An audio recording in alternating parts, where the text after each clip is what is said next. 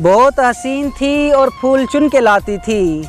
मैं शेर कहता था, वो दास्तान सुनाती थी। मुनाफिकों को मेरा नाम जहर लगता था, वो गुस्सा जानबूझकर उन्हें दिलाती थी। उसे पता था मैं दुनिया नहीं मोहब्बत हूँ, वो मेरे सामने कुछ भी नहीं छुपाती थी। ये फूल देख रहे हो, ये उसका लहजा था। वो झील देख रहे हो, यहाँ वो आती थी। शाहबाज से दूर रहो लोग उसे कहते थे, वो मेरा सच है बहुत चीख कर बताती थी। शाहबाज ये लोग तुझे जानते नहीं अभी, गले लगाकर मेरा हौसला बढ़ाती थी। उसे किसी से मोहब्बत थी और वो मैं नहीं था, ये बात उससे मुझसे ज़्यादा उसे रुलाती थी। मैं उसके बाद कभी ठीक से नहीं जागा, वो मुझको ख्वाब नहीं नींद से जगाती थी।